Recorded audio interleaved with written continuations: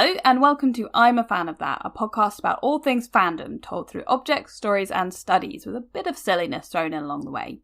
Your hosts on this journey are Dr. Vivian Asimos, public anthropologist and pop culture academic, and me, pop culture writer and journalist, all-round enthusiast, Holly Swinyard. Join us as we deep dive into the wonderful and wacky world of fan culture, its history, the people who make it up, and the way we look at this ever-growing part of our society. Fair warning, we may well talk about some adult themes, use some adult language, and possibly get a bit nerdy about the whole thing. You have been warned.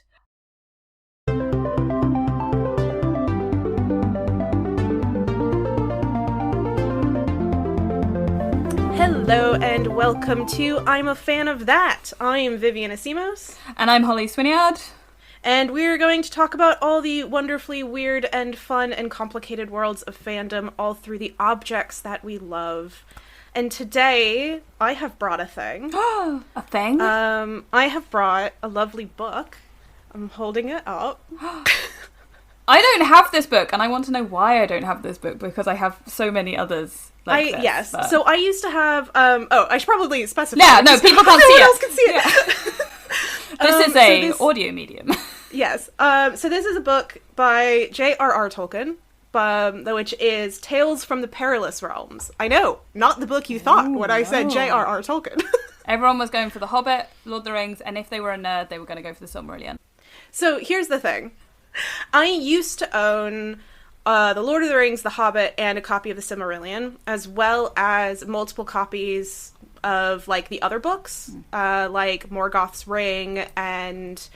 all the extra tales and stuff like that. And then I moved to another country where shipping books is expensive and difficult and heavy. So I did not... Most of the books that you see behind me now are ones that I've accumulated here. I'm sad for the books you couldn't bring with you. Which, yes, me too. And I thought that I had more waiting for me, and I think they have magically disappeared from my mother's attic. Yeah, no, that's fair.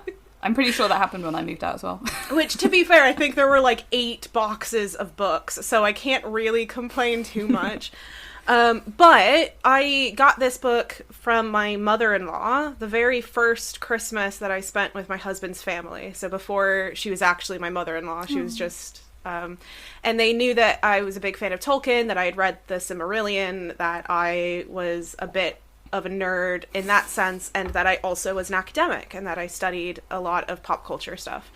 So I got this book for my first Christmas with them, and I think it really both kind of helps to explain the kind of nerdiness that is associated with Tolkien, and which I think really helps lead us into talking about the Tolkien Society, which I specifically want to mention. My mother-in-law, who bought this lovely book for me, is a member of the Tolkien Society.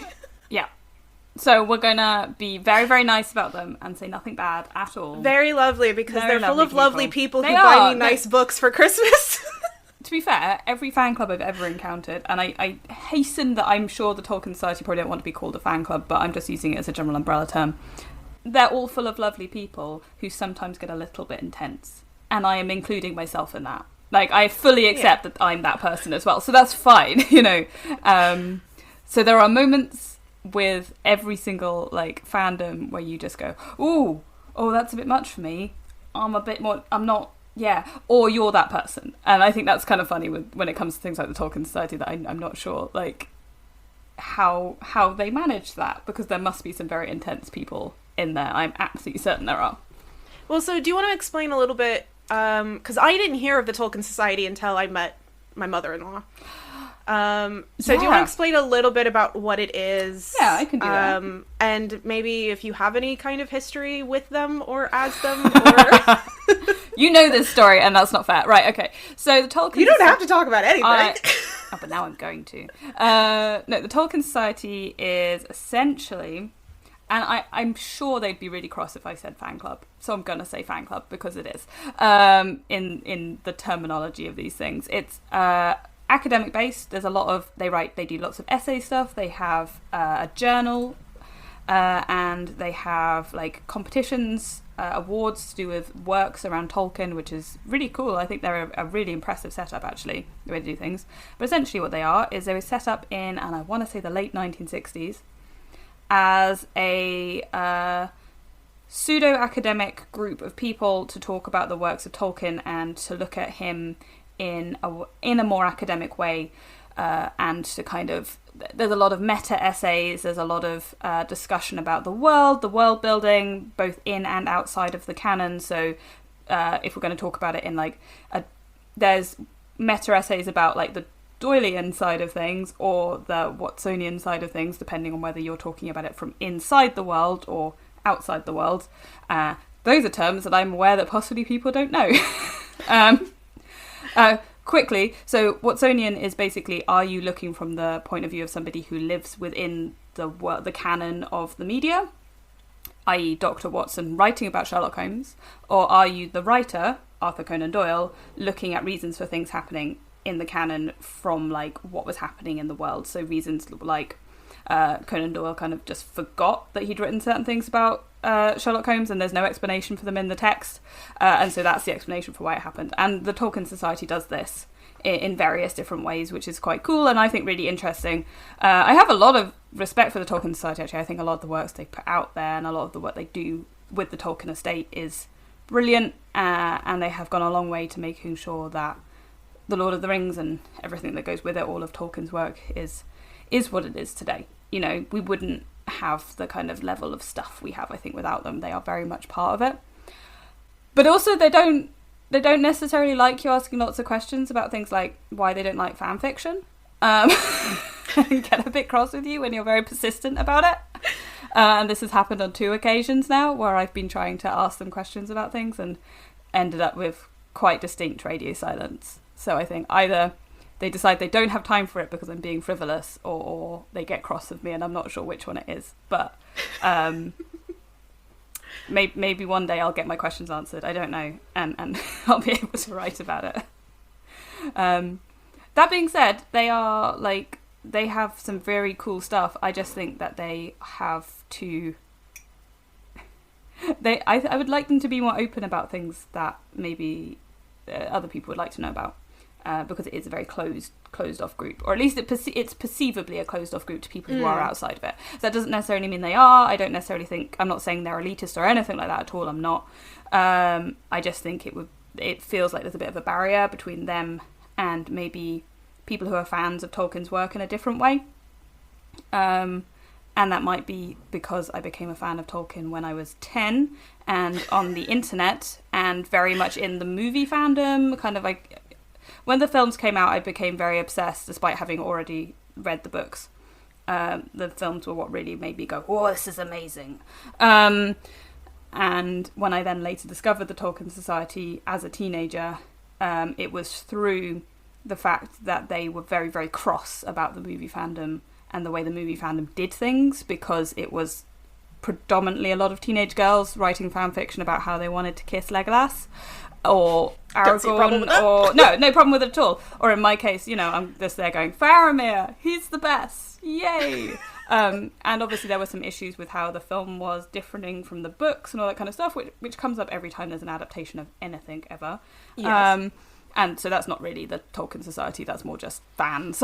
But there was some tensions there that I think maybe also because it being, and I want to say in inverted commas even, early days of internet fandom in the early noughties and late noughties and stuff, like obviously there was internet fandom before then, but this is when it was getting very, very big and much more accessible to a lot of people. And I think there was just some tensions there that was between essentially almost generational, like, oh, there are new people here and they're all very young for the most part, not saying everyone was, but a lot of them were, and they're doing things differently to us and we want to show them how we do it, but they don't really want to listen because we're kind of telling them not to write fanfic about kissing Legolas. Or in fact they got quite cross about the fanfic of Legolas kissing Gimli, which I would argue is textual. So there's definitely supportive narrative in the text for that happening, but that's just me, I guess. I'm sure somebody's written that essay. But yeah, I remember in the early 2000s people weren't super chill about that. So that's kind of my experience with the Tolkien Society, and like I said, I wouldn't call it a negative experience, I would just call it a fan experience of different types of fans coming together. I'm absolutely certain, having met several people who are in the Tolkien Society, that they're lovely. Lovely, lovely people. I don't know if there is a Tolkien Society in America, or if there is, it's not as big, or maybe I wasn't as aware of it. The one thing I do know is that they are in like little separate groups, so like they have a name for it. I can't remember what it is. It's something in Elvish for each like little local section. So it may be that there are ones in America that are just quite small, or they just fly under the radar. Yeah. Like there's plenty of fandoms that like kind of fly under the radar because they aren't acting fanish in a way that we, as people who experience fandom a lot of the time, would recognise it. Like I kind of feel the Discworld fandom's a bit like that as well, that you kind of oh, suddenly a Discworld fan appears like out of nowhere, like they've jumped out of like subspace, and you're like, whoa, where did you come from, you know? And they kind of just appear like that, and I feel like Tolkien fans are sort of the same. You're like, oh, I didn't know this was what you did, but cool. So I think they are. Yeah, because I think if I had found it when I was doing my undergrad, I probably would have joined, because Lord of the Rings is particularly incredibly important to me as a human being. But one of the many reasons why is that when I was doing my undergrad, I actually took a course that was Tolkien and religion, because I did religious studies, for people listening who do not know me personally. So they had a lot of like weird classes that you could take. But most of them were very kind of specific to a particular lecturer's specialty. So another one of the kind of small classes that I took was New Religious Movements, which was that person's really specialty.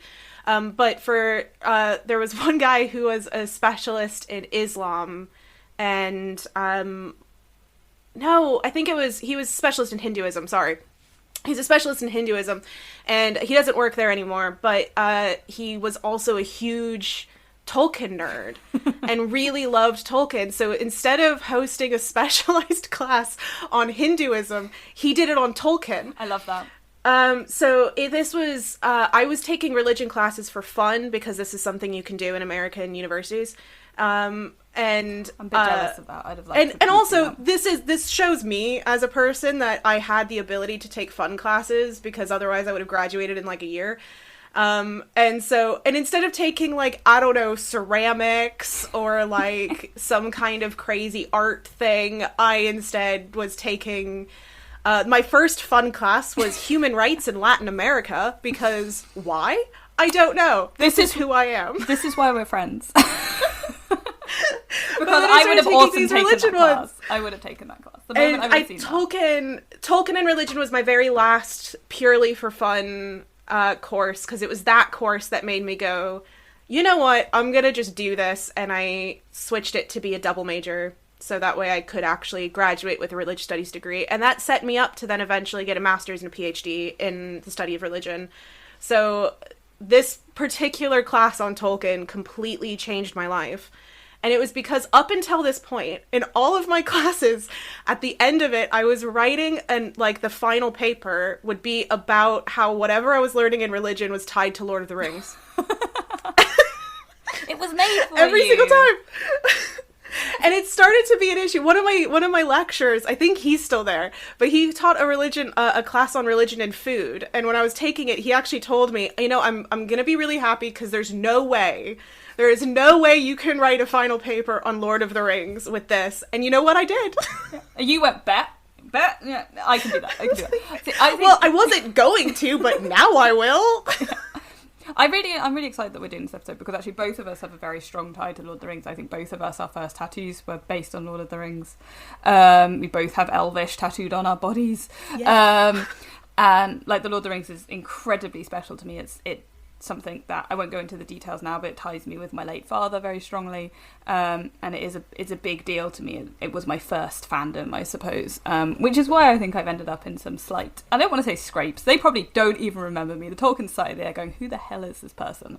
I want to talk about like particularly Tolkien in regards to fandom and this particular thing, because And I'm really glad that we, this is the episode today, because it's so interesting as a fan to look at these kinds of fan groups, fandom spheres, because they're very different and they're very much their own beast. I can't really describe them as anything else. So yeah, I'm excited to talk about it. Like I say that, I don't think we'd have had Lord of the Rings in the same way as we do without them. I also don't necessarily know if we'd have had fandom in the same way as we, I know that Star Trek particularly gets a lot of credit for being like, this is what made fandom what it is, but I kind of feel like things like the Tolkien Society had like this really interesting basis, particularly of the meta essays and stuff like that, and looking at things from an academic point of view, that a lot of the things like the video essays and stuff we get today on YouTube and stuff probably wouldn't happen in the same way if we didn't have people like them doing that. They definitely set the basis for that, which I'm not sure, like, it definitely comes from very old school fan spaces, like, the fan clubs and stuff of the 1930s. They were all doing that, the sci-fi ones, they were very much more kind of in an academic space because of the people who made them and joined them. They were young professionals, a lot of them were academics or writers and all that kind of stuff. You've got your Isaac Asimovs and stuff joining those groups. So yeah, the Tolkien Society comes from a very old school form of fandom that has pretty much disappeared today, and the fact they're still there is really impressive. So I think that's why maybe they clash a little bit with younger fans, or I guess fans of a newer generation, because it's just different. It's a very different way to be a fan. It's cool. I think part of it is kind of tied to this idea that is quite common in that kind of post Enlightenment Western white culture, and I'm using a lot of specificities for a reason. But in that kind of environment, the one that we both live in, it is very much this idea that things that are fun and playful are kind of more related to a child and the realm of children. Yeah. And things that are serious and important are not playful and fun, and therefore are in the realm of adulthood. Yeah. And I think that a lot of the approaches to pop culture in general are tied to this idea that if you find something fun and playful, you cannot therefore find it important and meaningful. And there's a lot of people really fighting to dismantle this, but it's a very difficult thing to dismantle.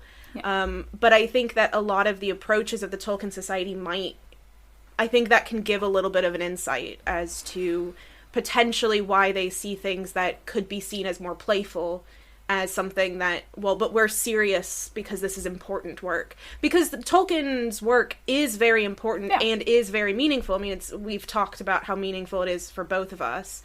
And so the idea of somebody putting it down, to me, is insulting. So I can see why people would think, I've got to protect this. So I see where it's coming from, in a way. I absolutely see where it's coming from. And like I said, it definitely comes from that quite old school, original, if we're going to talk about origins of fan culture, turn of the century and all that kind of stuff, place where people were looking at science fiction and analysing it and taking it apart and all that kind of stuff, because there was kind of a weird thing of like, comics and sci-fi, they're for children, from very early on, when these things were, I think we've all had that moment of being told that genre fiction isn't proper fiction, and you're like, hang on, yes it is, it counts perfectly validly, shush, shush, shush.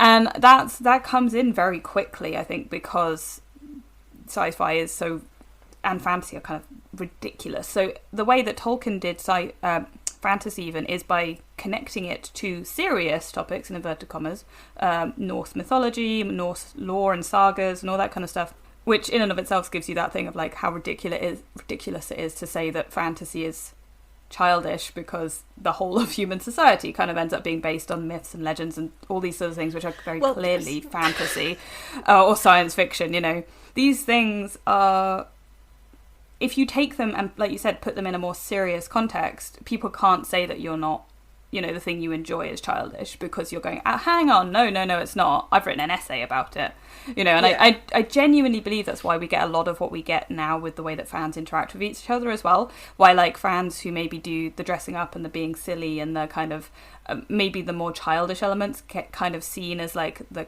kind of like, oh, they're not doing it properly because like, oh, me over here making my video essay on like every single game in the Assassin's Creed series is clearly taking it more seriously than you who's dressing up.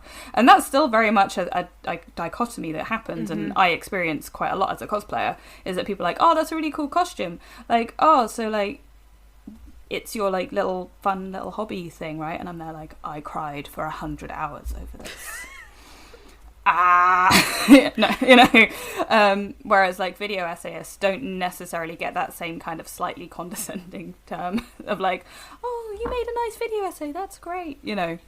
Yeah, but it depends on what level you're at. That's true. Because in academia, you tend to get a little bit of that kind of looking down on. Not that I'm still bitter. It's not... I feel like both of us just got really bitter from it. Like, you're not taking my thing seriously enough. But yes, I mean, as somebody who had to fight quite hard to get anything that I was doing to be taken seriously by academia, because like I said, you know, I'm at this university. I went with this is as an undergrad, so it's a little bit less. I don't want to say serious because undergraduate study can be serious, but you know what I mean. It's not at a PhD level yet. But even then, they're kind of saying, why are you writing about Lord of the Rings? You know, how are you even able to talk about what we're talking about and relate it to Lord of the Rings? That doesn't make sense. Or to anything. I mean, I picked Lord of the Rings because, of course I would, but I could have done it with anything. And in fact, when I was looking through old notes, I found that I was drawing Triforces in order to help explain an element of a particular theory, you know, to myself, you know, and I was using pop culture to help me understand what I was learning. I think, like, I really like the idea of people using comic books to explain mythology as well, like the idea of kind of matching up things like Superman and stuff with, like, Arthurian legend and being like, these are two ways to explain two very distinct, like, because Superman is basically created as sort of a Moses analogy, and like it's created by Jews coming to America in a very difficult time period and all this sort of stuff, and he is literally Superman. He's protective and he's helping them. His name is Kal-El, son of God, you know, all this kind of stuff. So like, he is son of God? No, I'll get that properly translated later from Hebrew.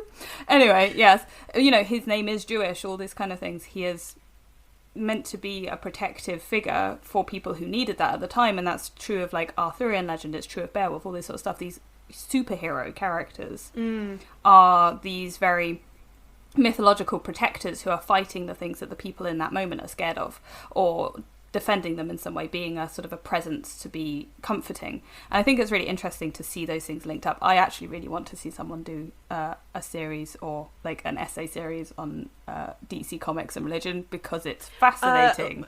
I can send you links. Oh, good, because I don't mean like, I get really annoyed when people are like, oh, Superman is like a Christ figure, and I'm like, no, stop doing this. Please stop doing this. No, but yeah, because I think what's interesting is one of the reasons why I left academia is that I was fighting with academics to be taken seriously, and meanwhile fans, people like the Tolkien Society, like my mother-in-law, were super excited to hear that I had something important to say about Lord of the Rings, or that I had something important to say about people who like Lord of the Rings, and saying that they're not weird or crazy or childish.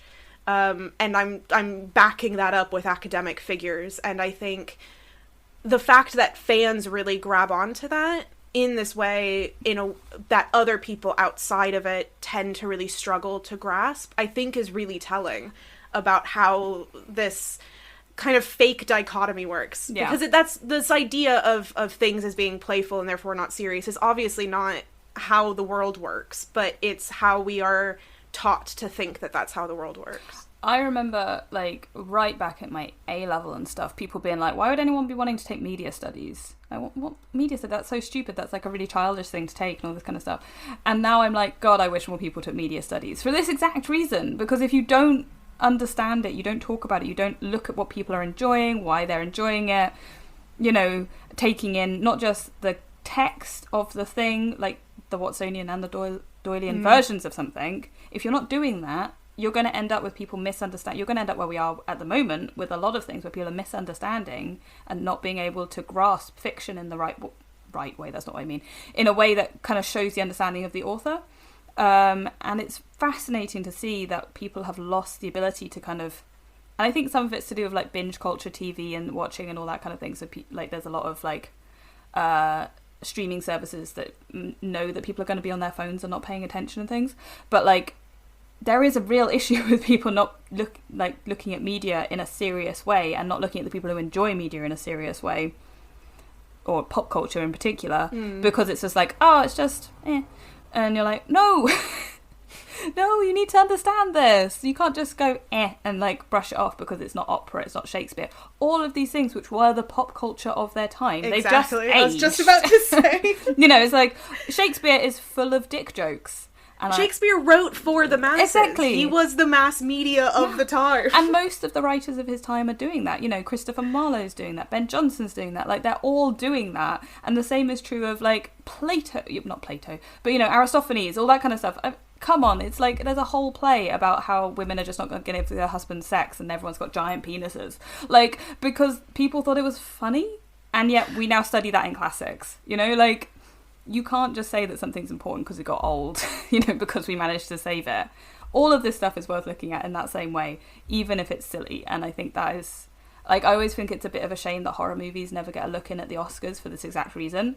So much of human nature could be studied through horror movies and looked at through that. Like, I mean, the Hellraiser series, for example, is amazingly, like, well, it's horrible, but it's also so deep into looking at like ideas of human psyche, and it's never going to be taken seriously because it's a horror movie, and that's a real shame.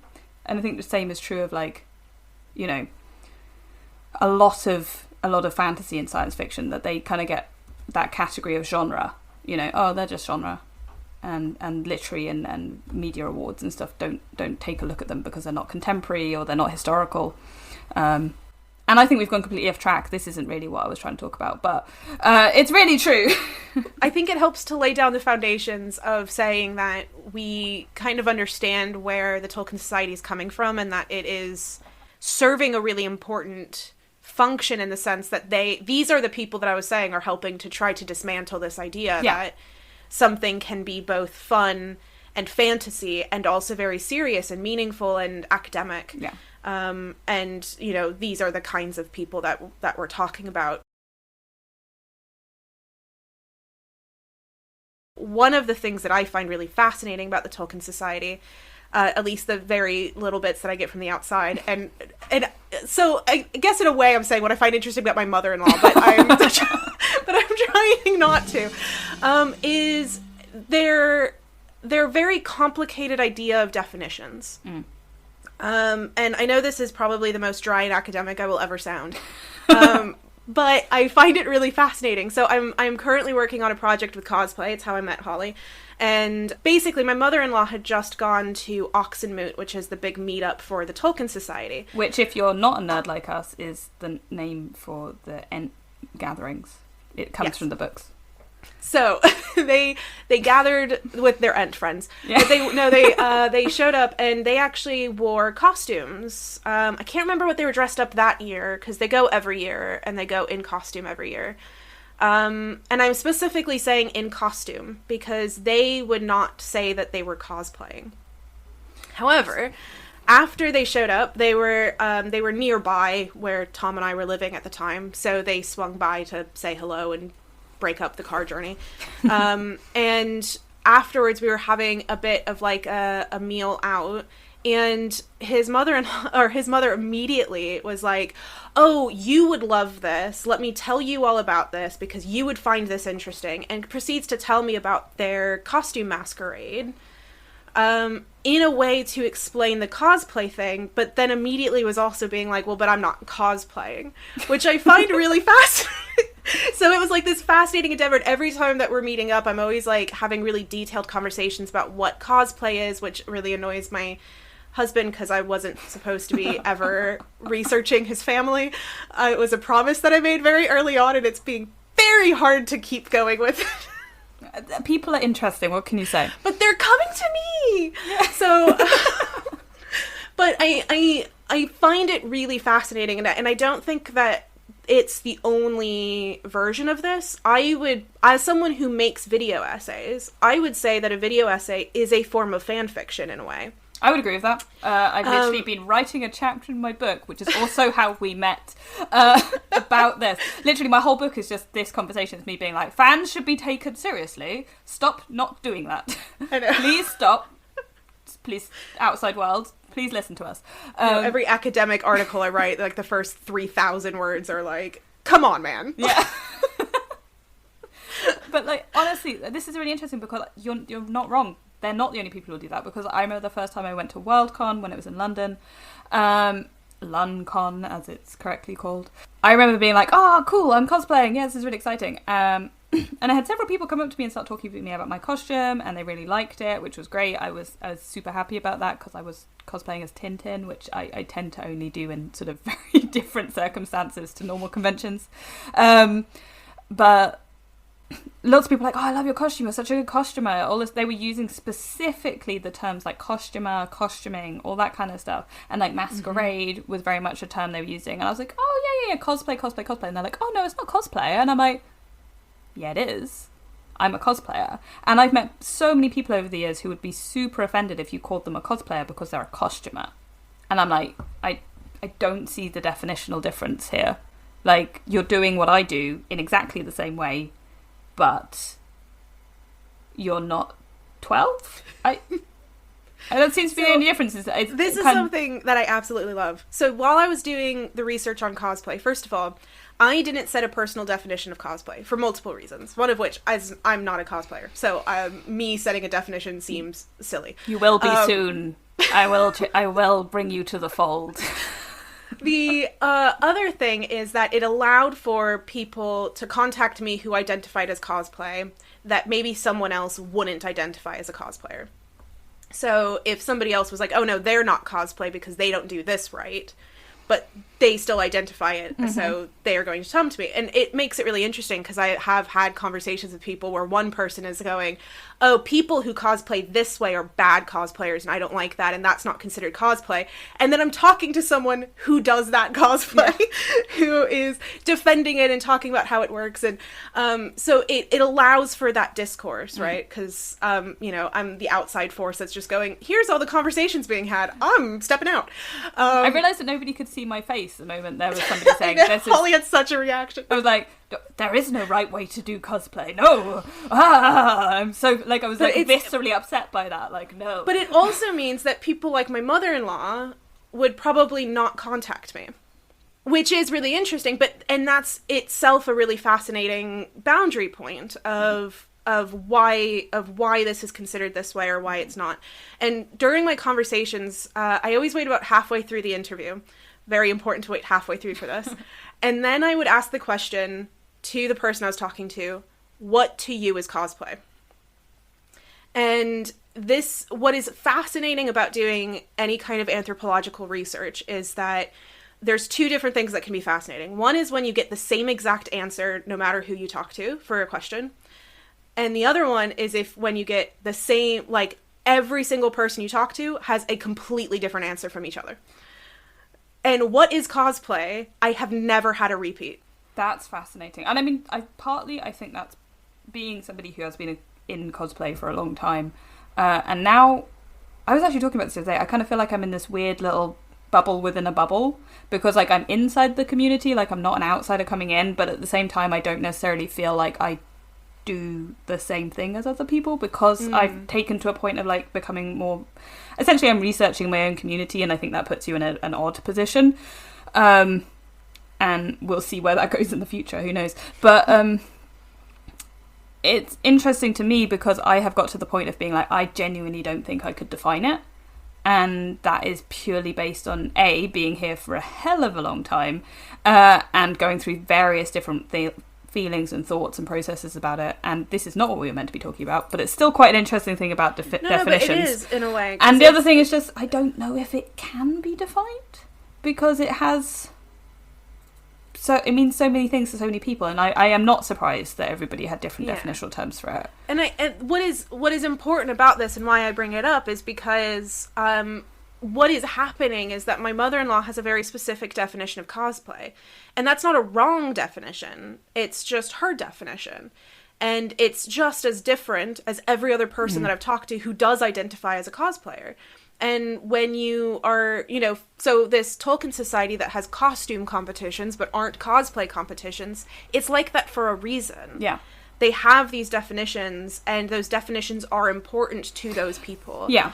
And it's fascinating. As a scholar on the outside, I find it fascinating, but it's also really important to keep those in mind. Yeah, and because, I actually do think that the Tolkien Society, as much as my interaction with them as a teenager, particularly as a young teenager, was being told that fan fiction wasn't a thing, fan art, all this sort of stuff, and I'm like, except it totally is. I now looking as an adult at what the Tolkien Society do, I'm like, that's fan fiction, there, and that's just an alternative history, so it's fan fiction, or this is a meta essay, but you're going to call it a journal piece or whatever, because you're using academic terms, but it's definitely something I'd see on fan lore, or there's definitely fan art, most certainly there's fan art, but they're not using those terms, because it is either, again, because they're using terms that they coined in the late 60s, early 70s, which is fair enough, and within the society, or because there is that want for the validity of the whole situation, which if you use the word fanfic,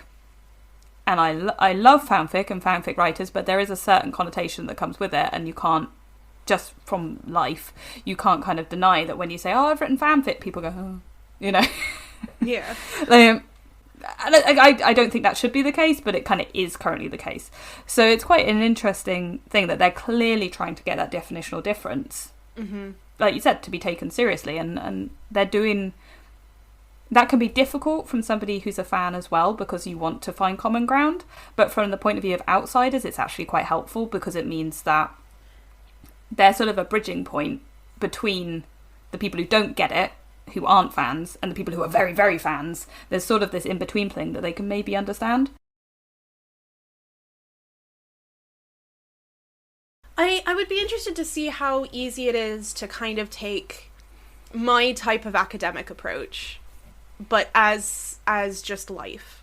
Yeah. Which is basically, I as much as I go on about it in both my academic work and probably will continue to do so on this podcast, but definitions are incredibly important to academic work. We always start with really detailed definitions, and we rely on other people, and I can spend, 4,000 words just going through different definitions of myth in order to finally come to, this is why I've chosen this definition of myth, which isn't even mine, it's this person's that I'm using. And, it's that circular conversation. I've read the articles. But the way that I take definitions is, this is how I'm defining this in this moment. Yeah. And maybe one day I'll find a different definition of myth, or someone will point out something with my definition, and I'll swap. Yeah. And my definition tends to be incredibly vague and incredibly open, because I don't like very strict things, because I find definitions something to play with. I find them things that are very fluid because of what we've been talking about, because you have a definition of cosplay, someone else has a completely different, I interviewed, I think, 25 people, that's 25 different definitions of cosplay, all from people who identify that, and then you've got people like my mother-in-law, and probably if I interviewed 25 people in the Tolkien Society, I'd have another 25 different definitions of cosplay, all from people who aren't cosplayers, identifying it as completely different, in completely different ways. And not all of those definitions are in their own sense correct, because they are correct for that person, and you should allow your definitions to be fluid. So, but I don't know how easy it would be for someone like you, who cares very much and has a very strong, emotional tie to something like cosplay, to then have your own fluid definition. I guess I already do have a fluid definition, but that's taken me a long time. I guess you were just saying that you don't really have a definition for it. But it's taken me a long time to get there. I mean, for people who don't know, I'm autistic. I'm shocked. So I do... Anyone who does work like this is in some way neurodivergent. Yeah, exactly. Shocking. But it does mean that I tend to, when I find a rule that works for me, or I find a thing that works for me, that becomes the rule, and kind of stays in place. But because I know this about myself, I have taken a lot of time and a lot of work on my own brain and the way that I think to kind of try and undo that, to be like, I'm being given new information now, maybe I need to change how I think. And it's difficult to do. I mean, it's especially difficult for me, but when you're given new information, to be like, hang on, I need to change my opinion, I need to change my thought process, I need to change my definition, it's hard. But it's actually, I found it, like you saying that, and I think it's incredibly worth doing. And I think in these situations, when you come across people who have a different definition of something to you, but you realise, like I said, this is the same thing, we're talking about the same thing, it doesn't mean you need to go like, oh, we're talking, oh, blah, blah, blah, blah, blah, we're oppositional, or these are different, or you kind of just need to go, oh, cool, so this, we do this, and you think it's called that, and I think it's called this, and oh, that's fine. No, that's fine. You know, you don't need to correct somebody on it or anything like that. And like I said, it is perfectly easy. It's not easy, it's hard, but like it's a thing, it's a valid thing to do, to start thinking, why does this person think this? Let me challenge my perception of why they're doing that. So like I said, teenage me encountering the Tolkien Society and being like, oh, they're upsetting my friends because they're saying that this thing isn't this thing and we shouldn't be doing this and all this sort of stuff, was going to really struggle with being able to take anything that the people who were up, you know, kind of coming into our space and be like, you're doing it wrong, seriously, you're just going to be like, get out, you know, leave us alone, we're having a nice time, you know. But actually then as an adult you look back on it and go, oh, they were just trying to work out how to define us, and they didn't realise that we were doing the same thing as them but in a different way, and da da da da da, you know.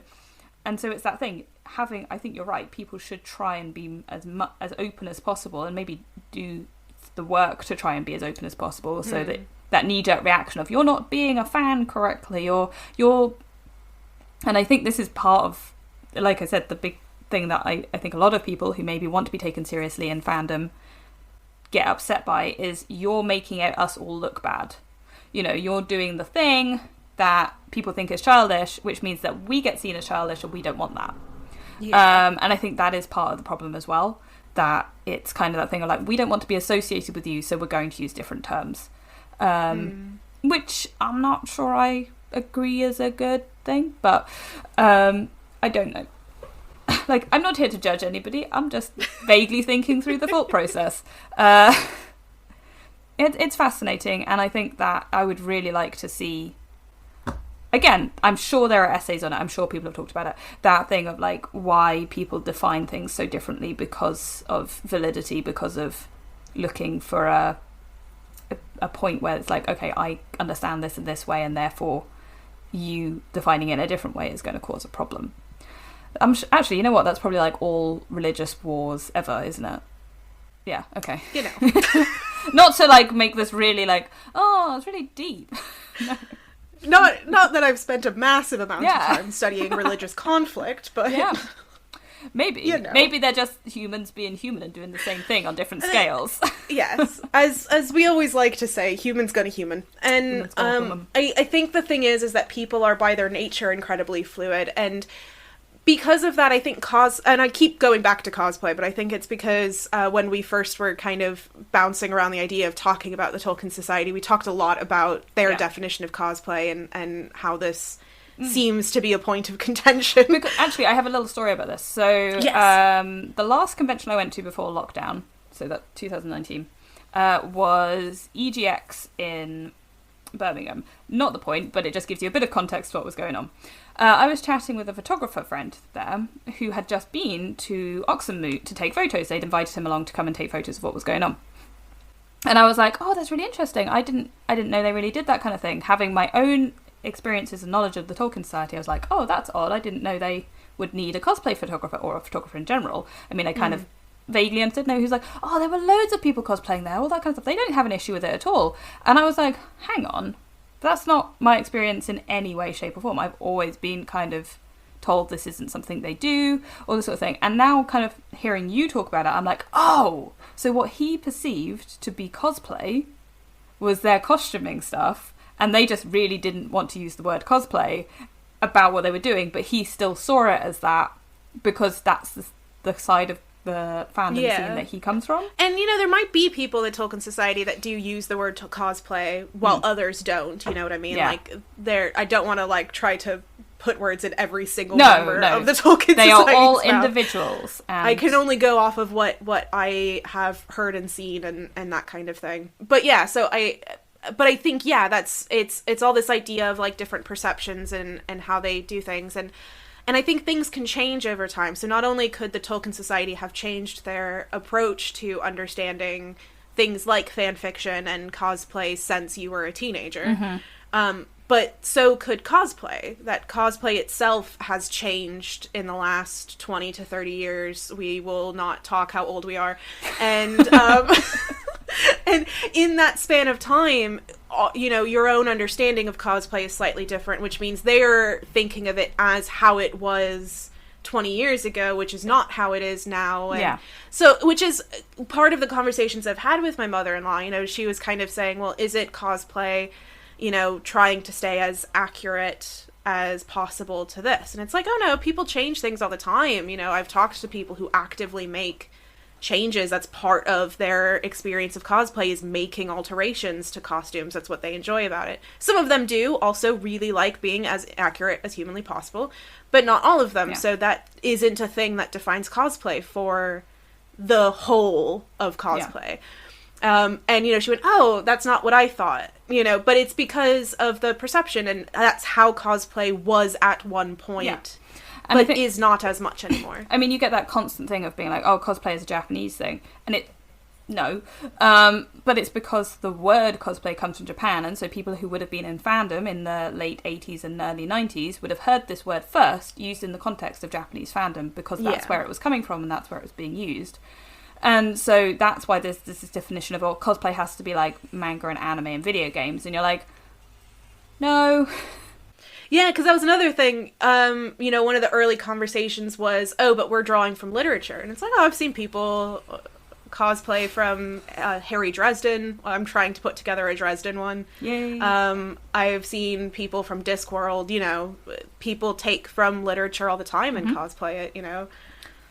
I mean, because it's quite interesting, actually, because, like, Discworld is really interesting. I do think they run up against the Tolkien Society in a way that maybe people don't realise.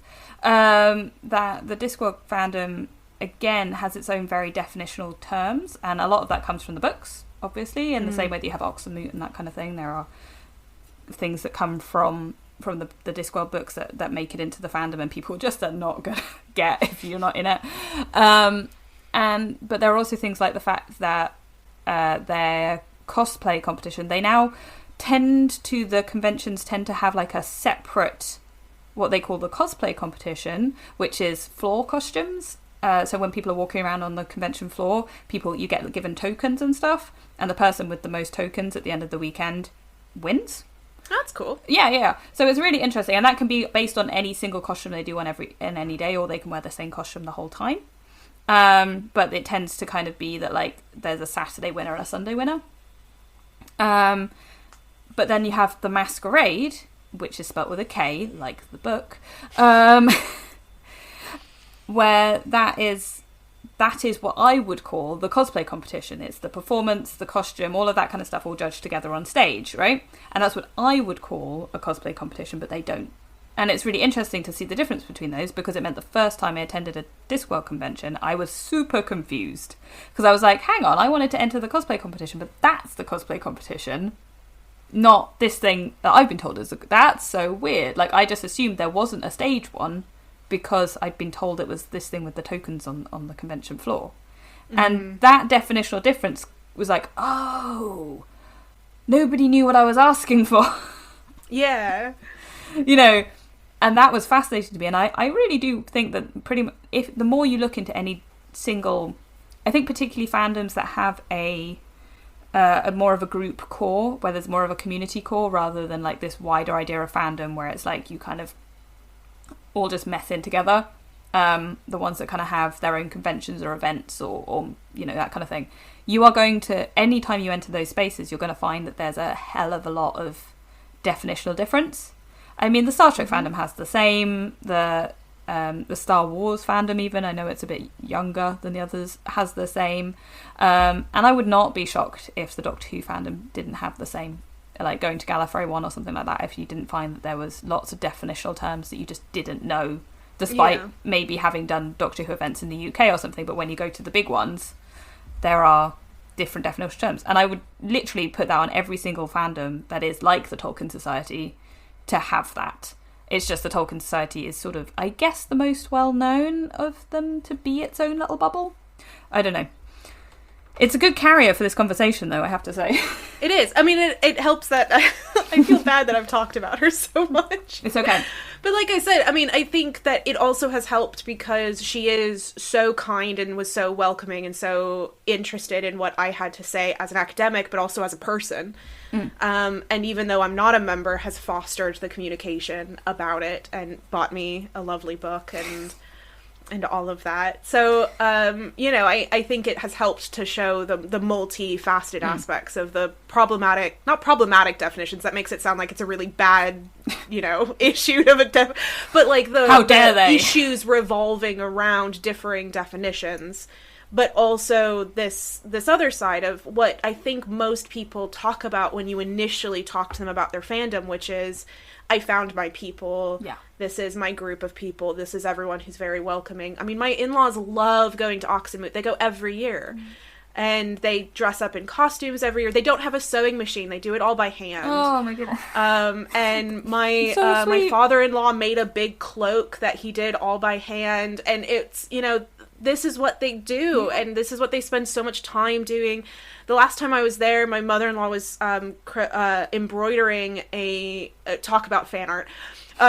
She was embroidering the Tree of Gondor and then a couple of words around it to put on a bag that said the Tolkien Society around it so she could bring it with her to Tolkien Society meets, which are beautiful, wonderful works of art and creativity, and they clearly love this society so much, and I think that's also an important thing that I'm glad I have seen that side of it, as well as what you say about it, you know, that you get this kind of balanced idea of the entirety of a group of people. And I think that is, I wish that I had seen that side first. I wish that I hadn't had what was essentially a formative experience with them as a teenager and a young adult that was negative, because I think that's such a shame, because it meant that it has put me in a position where I'm like, oh, I'd love to talk with you guys, I'd love to hang out, but I'm scared to, because I've had this experience. And the likelihood is nobody's actually like that, but it, particularly in online spaces, it's very difficult for those things not to become charged, I suppose. And again, I think there was a lot of stuff around the time when the films came out of people being like, but this isn't what I wanted, that we see every single time a Star Wars film comes out. And as an adult, I know to just ignore those people. But as a teenager, you're like, oh no, you don't know. You're like, exactly. I love this stuff. Exactly. And I say teenager, I was like, I said the first film came out when I was 10. The first time I was online talking about fandom stuff, I was 11. I wasn't even a teenager properly yet. So, like, these are it was kind of literal children kind of being told by adults that you're not doing it right. And I don't know if they realised that. I genuinely don't think that the people who came into these spaces knew that that's who they were talking to, because how would they? And so I'm not saying that it was anybody's fault. It wasn't. It was just a situation. And I think that's kind of one of the things that maybe as fans we need to take a moment to be like, hang on. What's going on here? Okay, let's think about this. And I'm so glad that, like, I'm able to now interact with people who are in the Tolkien Society or know people in the Tolkien Society in a very positive way, which is great, because it undoes that harm. If you are ever in a position to meet my mother-in-law, I will ensure that. And we'll nerd out. I'll be like, oh my god, it's so beautiful. And I think it's really interesting as well that the thing that is so prominent within all these ones we've talked about is that you don't stop being a fan because you turn 21. You know, you don't age out of fandom. And I think there's this idea online of like, oh, why are you 20-something-year-old talking to fan stuff? That's creepy. And you're like, is it? Because everyone here is 45. I like the fact that there are still very much spaces for people of like all ages to interact with each other and talk about fan things without it being deemed bad, because I am worried that there's a lot of people who do see that. And so the Tolkien Society as one of those places being like, and fostering that within it is brilliant, you know? Yeah, because like I said, I mean, it's been a while as well, so you never know if their attitudes towards certain things have changed, or if you just ran into the one or two bags and everyone else is like, what are you doing, man? And you have no idea. I mean, you know? when the Rings of Power came out, there was some interesting discourse that I kind of walked away from. I went, I'm not gonna, no, no, we're not doing that again, you know. But what was interesting there was some of that discourse came from people who were fans of the Lord of the Rings films when they were kids, who were then ragging on the people who were fans of the Rings of Power as kids. And you're like, oh, guys, come on, did you learn nothing? Did you learn nothing? You know. So it's very interesting, and I think there's a lot to be said for these kind of communities, and I'm really glad that we got to talk about it, and these ideas of the definitional differences and how actually we're all nerds doing exactly the same thing, we just might have different words for it. That's fine. If you find yourself arguing with somebody about something that seems really silly, stop for a second and then go, how are you defining this? Because I think that'll solve 90% of problems. Oh yeah, yeah. That tends to be like every kind of discourse issue online is like, hang on, what are we doing here? Okay, yeah. How are you seeing this? Right, yeah. Okay. Not all of them. Some of them are legitimate, but like a lot of them are a bit. I'm looking forward to maybe, hopefully, meeting some Tolkien Society peeps in the future and having a chat with them about all of this. I know that Worldcon is again in the UK next year, and the Tolkien Society tend to have a relatively large presence there. They had a stand last time, so I'm hoping they do again, because it would be cool to go and have a chat with them. That's my takeaway from this. After we finish recording, I will try to dig up those photos that I have of my in-laws. Yes, on stage. Yeah. As I can't remember. I think it was Goldenberry and Tom Bombadil, but I can't remember if that's who they act, because they're different every year. Yeah, so I don't know what they were this last year, but I really like it. It's cool. And actually, I did see that the people who won the Worldcon competition this year were Lord of the Rings cosplayers from the Tolkien Society, I think. There you go. If I'm right. So they did some very cool stuff. So like I said, it's really cool to be talking about this stuff and actually being able to work out these things for other people, because I think we've already had a billion conversations about this. Yeah. But also, if anybody is interested, please do actually go and check out the Tolkien Society's website, because there is so much interesting stuff on there to just read. Like, there's the meta essays are, they'd probably be so upset with me calling them that. I'm so sorry, but it's the only way I can talk about them, is that the essays they've written about it is about the society itself, about their own history, about Tolkien's works are brilliant, and there's always something interesting to have a look at. And there's a lot of members that do really fascinating stuff if you're interested in the more academic side of things. Like, I know my mother-in-law runs a Old English class. Because, yes, cool. That's, again, this is the type of nerd we're talking about. She has taught herself Old English and now teaches it to other people. I mean, I am not going to... These are people who refer to Tolkien exclusively as Professor Tolkien, as far as I'm concerned. Like, a lot of them are like, Professor Tolkien. And you're like, oh, okay. We're those people, are we? Right, okay. You know. And I refer to him as Lord. Lord Tolkien. But there's definitely a... I kind of love that sort of, and I that academic side to it, that kind of feel of like everybody's learning something new, and I kind of feel like a fandom based on the works of somebody who created their own language based on like Scandinavian folklore and history and sagas are probably a really specific group of people, you know? Yeah. A really specific, wonderful group of people. Yeah, absolutely. And the world would be less so without them, I think. So, right. Do we know what we're going to talk about next week? Probably not. Everyone, they'll find out when we find out. It'll be very exciting. Yay!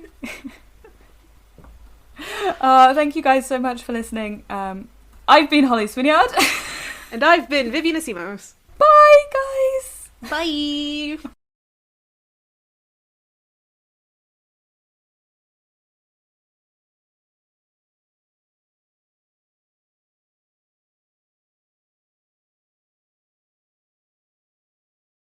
Thanks for listening. Remember to like, review and subscribe wherever you listen to this podcast, and do give it a share.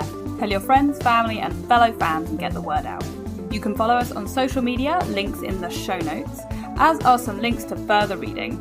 Who doesn't like a reading list? We are nerds after all. Music for this episode was Nowhere Land by Kevin MacLeod, licensed under Creative Commons Attribute 3.0. This episode was produced by Vivian, Asimos and Holly Swinyard.